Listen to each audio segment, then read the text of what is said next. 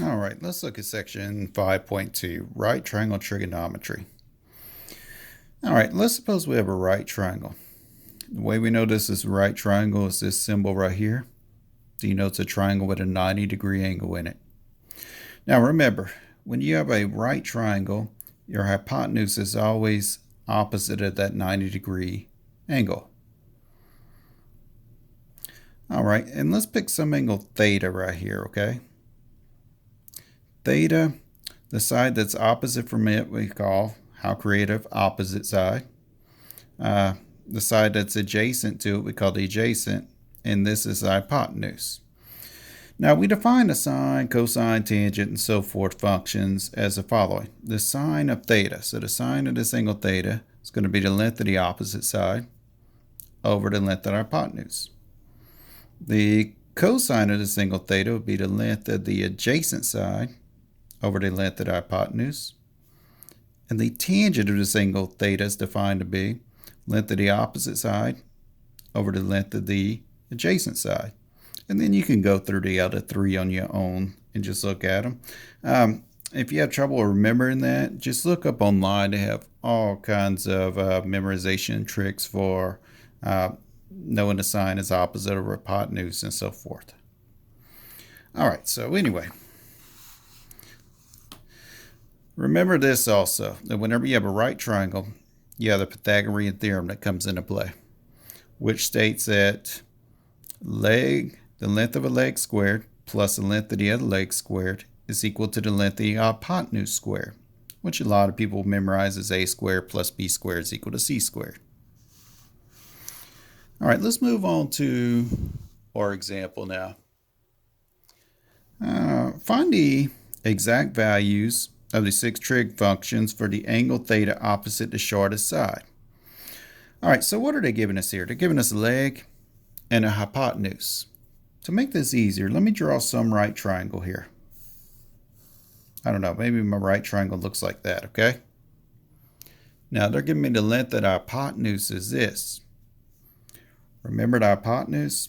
Opposite of the 90. So I'm going to call this side 3 square roots of 23 inches. Now let me see. I have one leg, but I don't know if it's this leg or that leg. But I do have enough to use the Pythagorean theorem to find the other length of the leg. Length of a leg squared plus length of the other leg squared is equal to the length of the hypotenuse squared. All right, so what are they giving me? They're giving me a leg, so they're either giving me this A value or this B value. Okay, I don't know which one they're giving me though. And I could plug it in for either one of these legs. I could say 3 square roots of 19 squared plus b squared, I don't know, that's what I'm trying to find, is equal to c squared. So take the length of the hypotenuse, 3 square roots of 23 and square it. And we could calculate this missing length here. All right, how do I square this? Square your 3 on the outside, that gives you 9. Square the square root of 19, that gives you 19. Plus b squared is equal to, now let's square this stuff. Square the part that's not under radical gives you 9. And square the square root of 23 gives you 23. All right, now let's multiply these. 9 times 9 is 81. So that's what, 171 plus b squared is equal to, how about 9 times 23? Well, 9 times 3 is what, 27? And 207 will give you. Now let's solve for b squared. So let's see, what happens whenever I subtract 171 from this? What do I get? Get a 6 there, and then what, 3 there? Well, that's a nice number. Now let's take the square root of both sides. Square root of b squared is equal to plus or minus the square root of 36. So b is equal to plus or minus 6. Now since b is the length of a triangle, it's going to have to be positive 6 because we can have a negative 6 inches as the length of a triangle. All right, so I have that missing side length, 6 inches. All right, now let's see. They wanted me to find what 6 trig functions for the angle theta opposite the shortest side. So which leg is shorter? The leg that was 3 square roots of 19 or the leg that was 6 inches? Well, you could put that in your calculator and you're going to find that this length of this leg is longer than the 6 inches. So let me go ahead and label this one 6 inches. And let me label this one 3 square roots of 19 inches. Now let's see. They want the 6 trig functions for the angle theta opposite the shortest. Here's my shortest side. Opposite is this angle right here. Theta. It's directly opposite. So let's find our sine of theta. What's the sine of theta? I could do a better theta than that. Sine of theta would be length of what? Opposite over hypotenuse. So 6 over 3 square roots of 23. Well, I can simplify this. 3 divided by 3 is 1. 6 divided by 3 is 2. So what does that give me? 2 over square root of 23. And let's go ahead and rationalize our denominator. So we're going to multiply that by square root of 23 over square root of 23. That gives us 2 square roots of 23 over 23. So that's my sine of theta is equal to 2 square roots of 23 over 23. How about my cosine of theta? Let's find that value. Cosine of that angle theta, here's my angle theta. Cosine's adjacent over hypotenuse. So 3 square roots of 19 over 3 square roots of 23.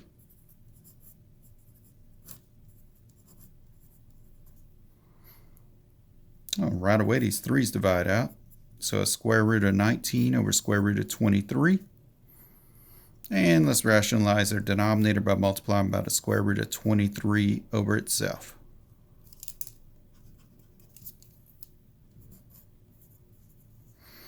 All right, so that's the square root of, now take 19 and multiply by 23. That'll give us our answer up here. And square root of 23 times square root of 23 just gives me 23. Now what's 19 times 23? Well, we could do that over here on the side. What does that give me? 3 times 9 is 18. 27, not 18. So that gives me that. That gives me that.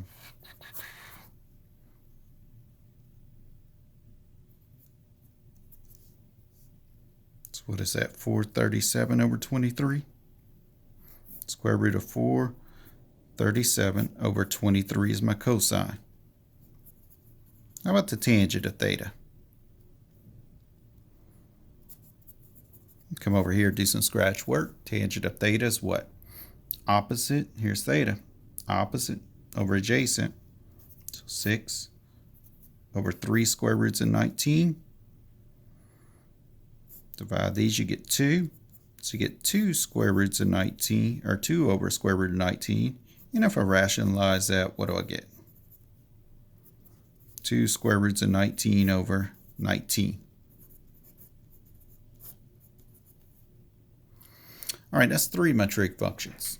Let's find the rest of them. They wanted me to find all 6. So let's see. Cosecant of theta. Now notice your cosecant of theta.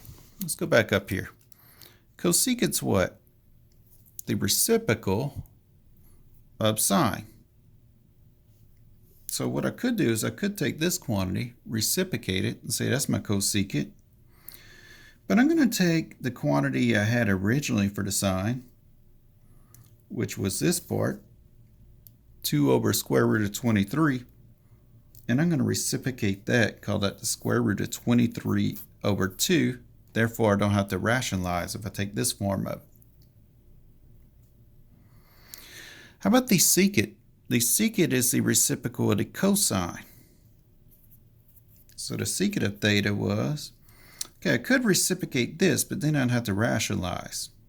So let's reciprocate the cosine before we rationalized. That was the cosine before we rationalized. If we reciprocate that, what do we get? Square root of 23 over the square root of 19, but I am going to have to rationalize still. All right, so what do we say? Square root of 23 times square root of 19 was square root of 437 over 19. And how about the cotangent of theta? What was the tangent? The tangent was that. If we reciprocate that, we get the square root of 19 over 2. There is my 6 trig functions.